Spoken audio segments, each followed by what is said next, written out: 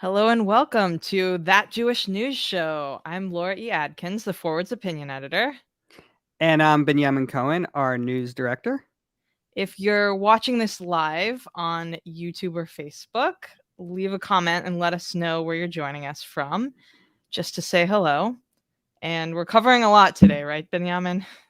Yeah. First, I want to tell everybody we have a great guest coming up later, a little later on the show. We'll be speaking with Jonathan Freedland. He's the host of the popular Unholy podcast. Hopefully, he can give us some podcasting tips to some rookies like us. But we really are excited to have him on because he will be telling us about his new book, The Escape Artist, which is just now out in paperback. And it's about the incredibly true story of the first, I think the first or one of the first Jews to escape Auschwitz. And it just recently won the National Jewish Book Award. And I think it also recently landed on the New York Times bestseller list. So he will be joining us in a few minutes. But first, Laura, it's good to see you. I haven't seen you in several days. Where have you been? Yeah, I know. I've done like 4 states in 3 days or something like that. I was in Texas, as we mentioned last week, for my best friend's bachelorette party. It was a lot of fun. It's warm there, which is nice. And I was just in Baltimore visiting a friend in residency. Highly recommend the Baltimore Art Museum for anyone semi-local. It's free and it has a lot of great modern stuff and a nice outdoor space as well. I saw on your Instagram feed some of your Yes. pictures from the museum. Sharing art with the masses. Yeah. What's up on farm life? Farm life is good. I did something really interesting I thought it was interesting. Was it last night or 2 nights ago? As our devoted listeners know, I have a book coming out in less than 2 months called The Einstein Effect. And I participated Tuesday night in a thing. The Jewish Book Council is a nonprofit organization that helps promote the works of Jewish authors. And they connect Jewish communities like local JCCs and synagogues who are hosting book festivals in the fall. They help connect them with authors of new books. And so all the authors of new books each year audition. It's kind of like an American Idol audition. You have 2 minutes. Amazing. I love it. To pitch. That's my kind of American Idol. Smart, thoughtful people talking about books. You have 2 minutes to pitch. And there's probably, 100 or 200 Jewish cities represented who are watching in the audience. This year, the auditions were virtual on Zoom. But anyway, they turn off your microphone after 2 minutes. So I practiced several times and cut a bunch of things. So it was exactly 2 minutes. So hopefully I'll be invited. Hopefully I'll get to meet a bunch of people across the country this fall. I'm excited about that. That is very exciting. But the big story, before we bring on our guest, Jonathan Freedland, the big story we wanted to just touch base on because it's hot off the press. And we've been tracking this story and excited about this story all week. The White House released this morning, just a few minutes before we jumped on this podcast, its comprehensive national plan to combat anti-Semitism. It's been in the works for months, and the Biden administration consulted with lots of Jewish organizations. We skimmed it quickly before we got on. It looks like it has about 200 policy recommendations related to synagogue security, online harassment, even some stuff in there about celebrating Jewish heritage. And leading up to the release of the report, there was a lot of debate exactly, okay, well, what is anti-Semitism? And some people wanted it to include anti-Zionism or anti-Israel activism. And there were other people who argued, well, it's fair to criticize the Israeli government without venturing into anti-Semitism. I'd recommend to our listeners, if you haven't already, check out our colleague Arno Rosenfeld wrote a big story this morning that's on our site, forward.com. We'll put a link in the show notes, basically about this debate about what is anti-Zionism and what they were going to be including in the report. Laura, what are your initial thoughts on the Biden anti-Semitism plan? Yeah, so many thoughts. I mean, as folks know, I traveled to Poland and Germany with the Second Gentleman earlier this year, and they were already talking about concretizing parts of this plan then. A lot of the meetings in Germany in particular were gaining insights from international partners on like specific strategies, and all of the reporters there, very much including myself, kept pushing like, what are the specifics? What are the actual tangible action items that this administration is going to do, given you've said this is a big priority from the jump. So I was very excited to see that there are actually concrete things. Some of them seem a bit more helpful than others. For example, education, Holocaust education is very buzzy, but there's actually not a lot of evidence that it does much. One of the recommendations that stood out to me is like a call for youth sports leagues to talk about anti-Semitism. I just I don't see that necessarily helping or being the right place for that. Just have more Jews on your team. But I do think that the emphasis on security in particular, there were four main components of this plan. The first was education. The second was like tangible security for synagogues and Jewish communities. And then pillars 3 and 4 are a little more amorphous, like building community solidarity and countering discrimination, which are hard to measure the efficacy of. So I think my big thought is it's really good that we have something concrete. And now, they've said also in the plan that they expect all of these things to be implemented within a year. So we can hold the administration to task on concrete things, which is always easier than when a politician just says, we're committed to outing hate. And it's like, great, how do you measure that? So yeah, what were your thoughts also? I thought that Arno explained the really wonky debate over definitions in a very clear way, but what stood out to you about the reporter, about Arno's framing of this whole conversation? There was one interesting detail in Arno's. I mean, there was a lot of interesting details in his story, but one thing that popped out in my eye was he revealed that this initiative, this whole White House strategy, was initially sparked by the Kanye West incidents in the fall, which, I guess we could, I guess we could say, if anything, good came from the Kanye manifestos and outrages back in the fall. I guess this is pretty interesting that it came from that. Yeah. And also that there's, we've seen obviously an increase in the rise of anti-Semitism Right. each year, so that it's important. So my larger issue is like, it's I'm sure it's very, it's a nice idea. It's going to garner some good headlines. The White House can say they're doing something. But like you said, what's going to be a year from now? Is anti-Semitism going to go down a year from now? Are there going to be practical differences in the daily lives of Jewish Americans? Yeah. What you were saying about the sports leagues. I mean, it is possible Jewish kids may get bullied on their sports teams. And if this will help, educate people about that, maybe that's one good thing that would come from it. Yeah, I think there's a tension within the administration on anti-Semitism that comes from, if you look at the two key players here, right? The two national figureheads of this, the first one much bigger than the other, Doug Emhoff. He isn't really an expert in anti-Semitism. He was thrust into this role by both President Biden and his wife, Vice President Harris, who both really pushed him to make anti-Semitism and combating anti-Semitism a priority. Now, certainly he's filled those shoes well, but like many American Jews, is more reminded by his Judaism and pushed into roles that he didn't necessarily think he'd be working on. I mean, he wanted his priority to be abortion access and women's rights and more general progressive things, but because of who he is and what he symbolizes, I think this role got thrust onto him. And the other key player, of course, is Deborah Lipstadt, who's been combating anti-Semitism and working on it from a very thoughtful and academic perspective for decades. And, it's a lot easier now for her to get things done with the attention that the second gentleman is bringing to this issue. So you have kind of the platitudes on one side and the practicals coming together. I mean, I think it's a very funny combo of players, but having seen them sort of together, like they do actually work well on this issue together. Go ahead. I was say you like you said, you spent time with Doug Emhoff and Deborah Lipstadt on a trip to Auschwitz in January. Yeah. And I was going to ask you, like, the dynamic between them is that I like, do you think Deborah Lipstadt at all feels that she's being marginalized or pushed to the background because Doug Emhoff is getting all this attention?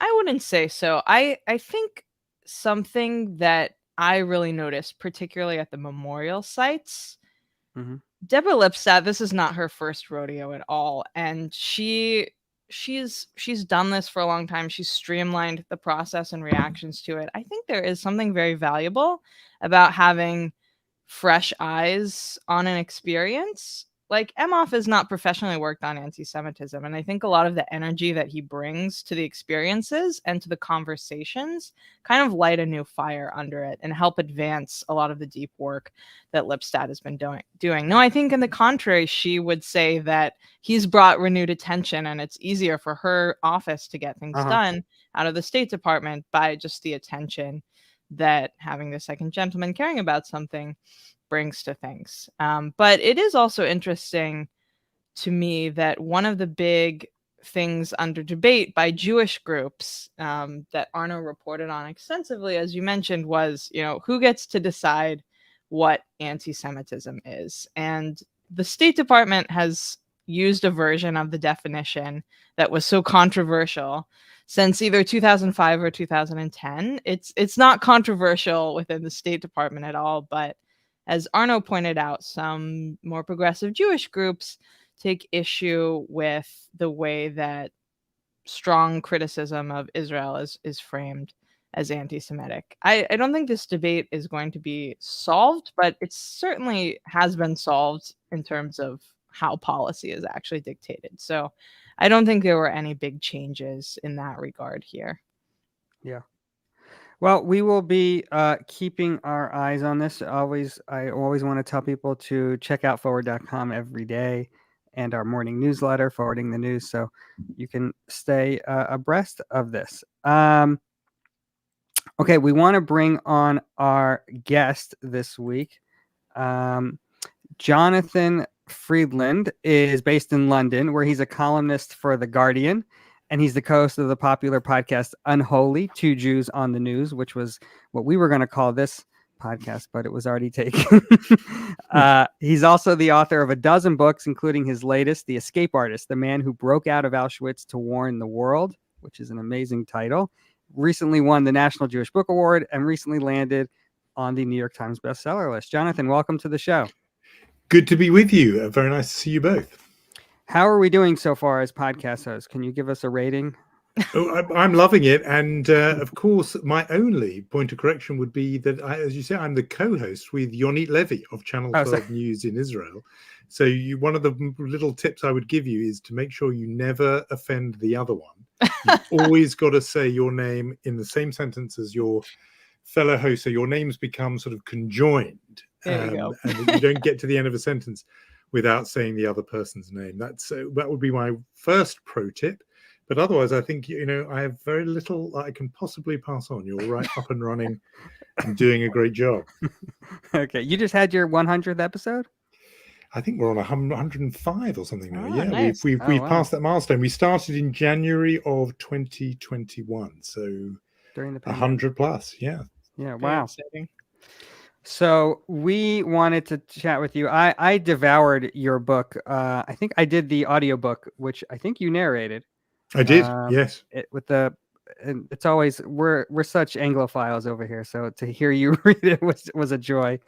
But if you want, for people who are not familiar with the book, can you tell us a little bit about who Rudolph Verba was? He's the main character in your book. He is. This book is, in a way, the life of Rudolph Verba, who did something extraordinary. Age 19, a teenage boy, he escaped from Auschwitz. And Jewish prisoners in Auschwitz basically just didn't do that. I mean, there were less than 10 by my reckoning, probably, substantially fewer than that, maybe 6, 7, 8. The numbers vary depending how you count them, but hardly anyone did it. And when he did it, next to nobody had ever done it. And so it's an extraordinary feat alone, just that. But on top of that, he did it with a purpose. He did it to warn the world. And incredibly, against all kinds of odds, I mean, just getting out alone was a huge achievement. But he actually did get, he together with his escape partner, Fred Wetzler, two Slovak Jews, Rudy was 19, Fred was 25, they pulled off this improbable feat and got out of Auschwitz, crossed Nazi-occupied Europe, Nazi-occupied Poland, which was an incredibly hard thing to do, crossing rivers and mountains and forests and marshland, only going at night because they didn't dare be seen. The risk of running into Gestapo, running into ethnic Germans or Polish collaborators, hugely dangerous. They made it back to their home country of Slovakia. And there they managed to pour out of them the details of life in Auschwitz, which Rudy in particular had memorized. We'll come on to this perhaps, but he had a freakishly good memory. Right. And those details formed a 32-page report, which somehow went on an escape journey of its own. It was crossed occupied Europe, passed hand to hand in secret by resistance activists and a whole cavalcade of extraordinary characters until it landed on the desk of Winston Churchill in London, Franklin Roosevelt in Washington, and the Pope in Rome. And what happened to the report, again, we'll probably talk about that, but among other things, it did lead to the saving of 200,000 lives, which is why I believe he is a towering figure of this period. I mean, I say in the book that I think he does deserve to be remembered alongside the likes of Anne Frank or Oskar Schindler or Primo Levi, these people whose stories define our understanding of the Shoah. I think he belongs right up there, and yet his name had been all but forgotten. Right. I think there's a tension when we read stories or watch movies like Defiance that really focus on the Jews that fought back and who were successful in saving others. And I wonder if in this process of researching this book, you came to understand a little bit better in some ways the Jews that did not escape and the psychology that went into the fact that, I mean, I often heard the line growing up that I think is incredibly cruel and incorrect, that there were Jews going like sheep to the slaughter. But clearly there's a much larger element going on in the camps. How did your understanding of that maybe evolve or change as you were researching this book? That's a fascinating question, and it goes absolutely to what the core of the book is about. I'm really glad you've asked that, because I too grew up with hearing that phrase and grew up being told that's a terrible thing to say. And it implies a kind of passivity or weakness in Jews. And you hear it sometimes in Israel, the contrast of strong, muscular Israeli Jews with weaker diaspora Jews. Rudy's story and his writings afterwards, and he was interviewed in a few places, which I used for the book, shed really interesting kind of nuanced light on it, because in some ways he said, look, that's not wholly wrong, but you can't, you say it casually without knowing what happened. And what's the key thing? He worked there in Auschwitz. Unusually, he was in Auschwitz as a prisoner for 21 months. That already makes him very, very unusual. We all know in this conversation, people listening to it, the life expectancy of a Jew in Auschwitz was measured in hours. You had to be one of the 5 or 10% who were taken off those trains and sent to the right to be worked probably to death, rather than to the left of the gas chamber. So it's a tiny number. But those people usually did die within 2 or 3 months. Rudy Verba, extremely unusual, lived for 21 months, but it meant he was a kind of ultra witness. He was bounced around as a slave in all parts of the camp, everything up to essentially the doors of the gas chambers. He worked there. It meant he had a kind of 360-degree view of what happened in the camp. What he saw, particularly in the 10 months he spent working on the Alte Judenrampe, the old Jew ramp, literally the kind of the railway platform where those transports came in.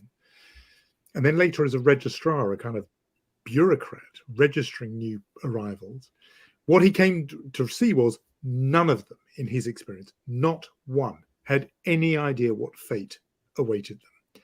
That wasn't by accident. That was because they had been lied to at every step of the way, methodically and very complicatedly lied to by the Nazis and their enablers, and were told that they were moving to a new place to be resettled to new life in the East. That's why they brought with them suitcases. That's why they had pots and pans and children's exercise books and children's toys They believed they were going to set up a new Jewish community in the East. A lot of them had suffered years of pogroms or ghettoization and were kind of relieved that, and now last it will start. And the Nazis encouraged that belief at every step of the way, right up to and including the moment where they went into the gas chambers where Jews were told, remember to tie your shoes together left and right so you won't lose a shoe when you come back out. Remember to tell us your trade because we want to make sure you work in an occupation that suits you. They were told their lives were about to restart. And that is why they complied, as it were, and lined up for selection in columns of rows of 5 and so on. It's not because they were somehow innately passive or weak. It was because they had been deceived. And Verba's great understanding, amazing, because he was a teenager, he was an 18-year-old, was this huge insight, which was that this deception wasn't a sort of added or macabre feature, addition. It was essential to the Nazi method because they had constructed a kind of industrialized Henry Ford assembly line of death. And for that to operate smoothly, they needed the victims to comply. He said in an interview, really, it's much easier to kill sheep than hunt deer. And what he meant by that very, arresting phrase was orderly columns of people you can kill in a systematized industrial method. If Jews had scattered and panicked because they knew their fate, then they would have been like deer on the hillside, where the SS would have had to pick them off one at a time with a rifle, time consuming and flawed because some would have got away. So deception was at the heart of it. And so I think it is very helpful now when we look back, why did they do that? It's because this was the best kept secret, watertight secret in Europe. And people who arrived there had no idea of what their fate was. We, in retrospect, do know. And so therefore we wonder, why did you just go compliantly? They didn't know. This goes, what you just said speaks to something. I don't want to jump too much ahead, but at the end of the book, he escapes, and part of the reason, once he escapes, he wants to warn, in particular, the 500,000 Hungarian Jews who were yet to be transported to Auschwitz from getting on the train. And like I'm reading that, and I'm thinking as I'm reading that, Jonathan, what do you mean? Like they didn't have a choice about getting on the train, but I guess it's like what you were just saying. If there was some sort of rebellion, it wouldn't have been as easy for the Nazis to do that. Well, this is right. And it's very important, this, because young as he was not naive, and he didn't have sort of delusions of, an armed revolt and an armed uprising. He knew that these were included people. He saw every train arrive. He saw 300 transports in his life there. He knew that they were old people, frail, sick. He knew there were very young people, including children, very young children, babies. He knew they had no access to weapons. So he did not think, I'm going to get this information there and then they're going to, mount a sort of Spartacus type revolt. He knew that was impossible. All he thought was they might panic. If they have the information that they are about to be sent to gas chambers to be murdered, it would be a natural impulse to panic. There could be a stampede. There could be chaos. That alone, he understood, would throw sand in the gears of the Nazi killing machine. It might not halt it. It might not save all of them. And in fact, he knew that some would die in that process because some would be, gunned down by the SS as they tried to bring order. But he thought at least some might get away. At the moment, he knew that the kill rate was 100%. They were managing to kill whoever they wanted to kill. So he saw this as a relentless industrialized machine. And the only thing you could hope to do was at least throw some sand in the gears of that machine. In the case of Hungary, they may have been able to do even more than that because some were in the provinces were close to the Romanian border. The Romanian authorities were at that point saying if people escaped, they would let them in. A lot of Jews were just a matter of kilometers away from that border. They didn't think to escape because nobody ever told them when you've got it at the end of that railway line is death. Yeah.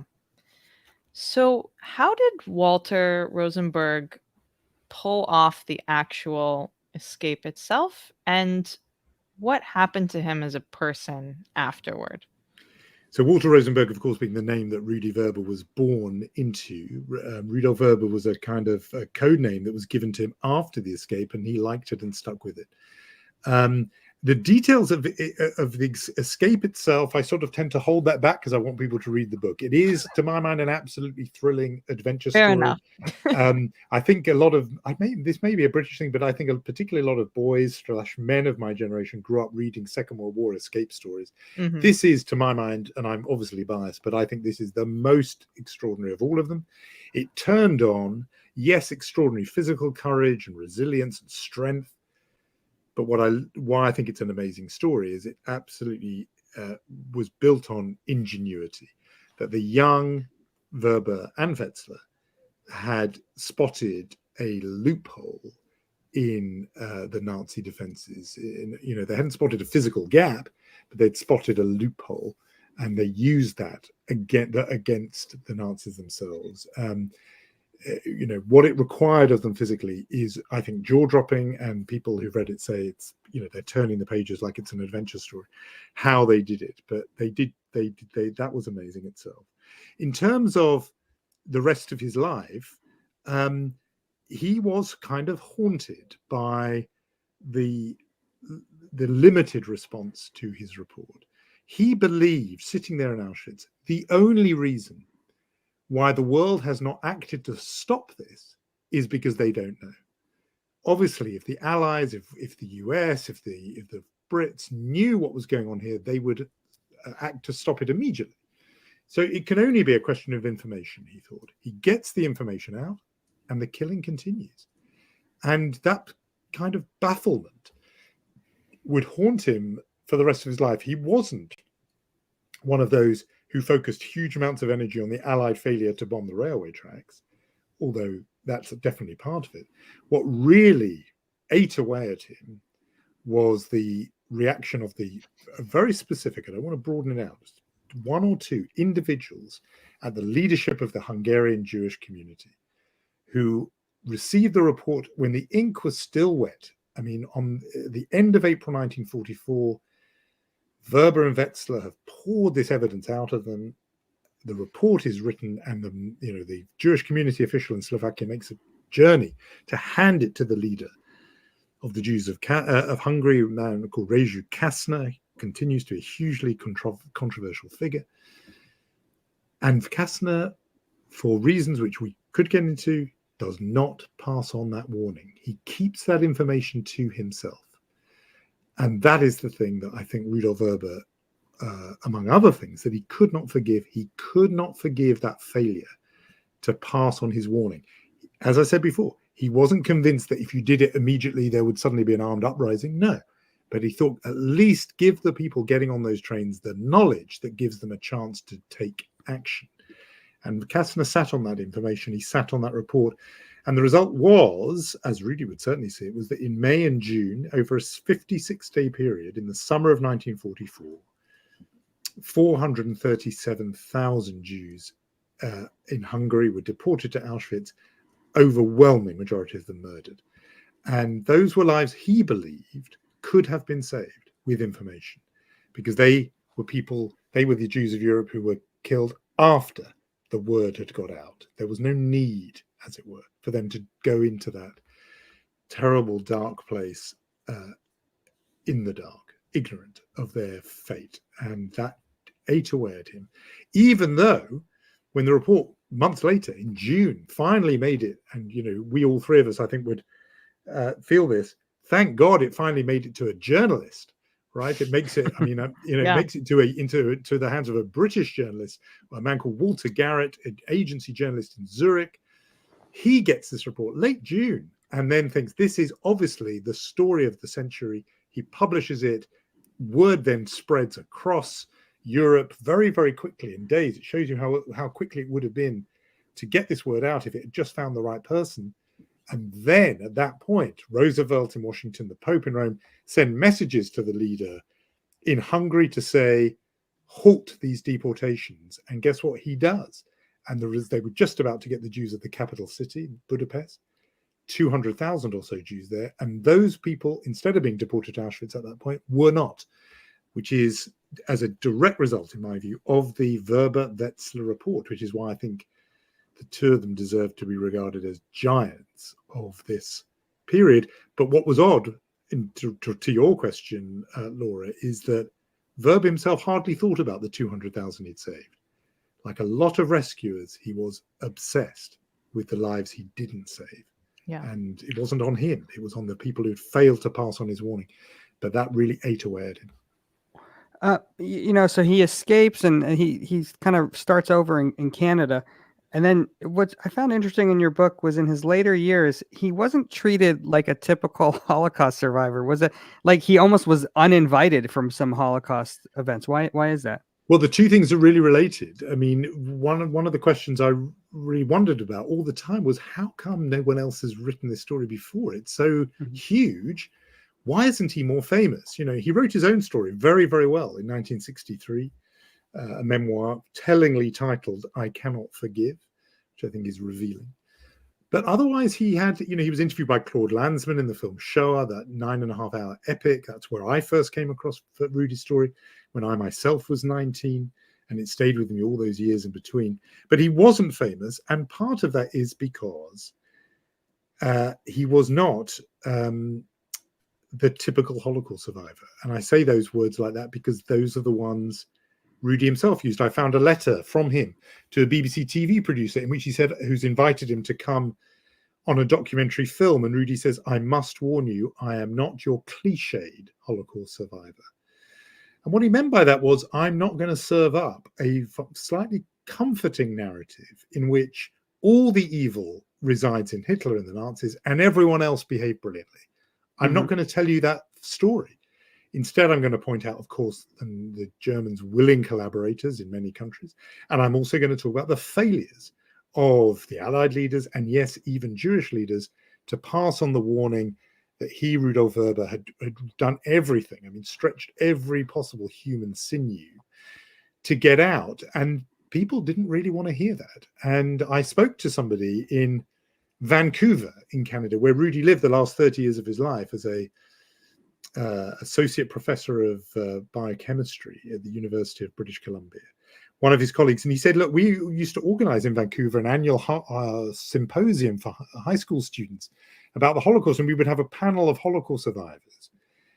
And yet, even though they had this ultimate survivor, an escapee, a hero, and a witness to Auschwitz, they didn't invite him.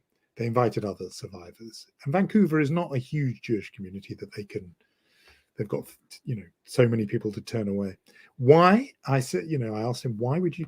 He said, because when Rudolph Verba spoke, you never knew how soon he would descend into accusations and rage. They didn't want a survivor standing up there being angry, pointing an accusing finger at all those who had failed and let down the Jews. And I realized writing it that we actually have these very unfair expectations on Holocaust survivors. We expect them to speak in this kind of consoling, healing, wise voice that somehow makes us feel better. We expect them to be very kind of zen and give us a spiritually uplifting message that in the end, all people are good.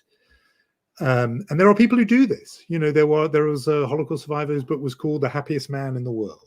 That's the survivor we want.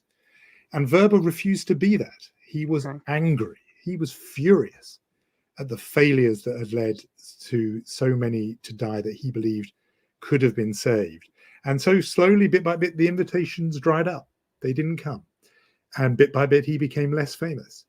Or not famous. He wasn't famous to start with, but he never, those invitations, they became rarer. The handful of people who did seek him out were, I think, fascinatingly to me, they were people who really are giants in the field. So Claude Lanzmann with Shoah, Martin Gilbert, author, Sir Martin Gilbert, historian. These are people who made their way to Rudolph Verba, but generally he was allowed to get more or less forgotten. Specialist historians, of course, know his name. But when I was researching this, I would mention his name to people really knowledgeable on Jewish matters, and they did not know this name. And one of the projects of this book is for him to get the recognition after his death that he absolutely should have got in his lifetime. Yeah. Laura, you're on mute. Sorry, there were sirens going on in the background. New York City living. As we wrap up here, I'm curious what most surprised you in doing research for this book, and what modern day lessons you hope folks take away from it? Well, there was one. I'll do two surprises, because one was sort of very specific and the other is general. I mean, the small surprise was I was not aware that there was this permanent bureaucracy, administrative staff in Birkenau made up of Jewish prisoners. I didn't know that. Rudy was part of that. He was a registrar, and there was about 200 or 300 of them who, by the end, did not have to wear the regulation clothes. They could wear sort of semi-civilian clothes. They were still slaves. They still had the tattooed number on their forearm. They were prisoners in Auschwitz. But they had this other position partly secured for them through the resistance. It's there was an Auschwitz underground. Again, I think I only dimly knew of that. That was a bit of a revelation to read the detail of that. So there were things like that. And, it's been very heartening for me that people who say, I really thought I knew everything about Auschwitz, but now that I've read your book, I realize I just don't. And that's the experience I went through. The bigger point about that you've asked is the lesson that people take away. And I think it is about truth and facts and listening to evidence. And what I've realized is there is this very human defect, which is when we are told something terrible, we have all kinds of mechanisms to allow us to not face it. There's a story in the book about Rudy going to see Jan Karski, a Polish resistance figure in a different context, who went to see Felix Frankfurter, Jewish Supreme Court judge, and told him that, look, the Germans are killing Jews. He didn't know anything about Auschwitz at that point. And Frankfurter says to him, I don't believe you. And the man who's brought this envoy from Poland says, you must believe him. He's got all the credentials and letters of guarantee. He says, no, I didn't say he was not telling the truth. I said, I do not believe him. These are different things. I cannot believe what you're telling me. No, says Judge Frankfurter. It's a human response that when we hear about the climate emergency or Russians hear from their relatives that Ukraine is being bombed, a kind of protective mechanism kicks in where we put fingers on our ears and want to say that can't be true. And Rudy Verba and Fred Wetzler, they ran headlong into that human impulse of a kind of willed incredulity. They didn't want to face it. And in the book is a quote from Raymond Aron, the French Jewish philosopher, who says, I knew, but I didn't believe about the Holocaust. And because I didn't believe, I didn't know.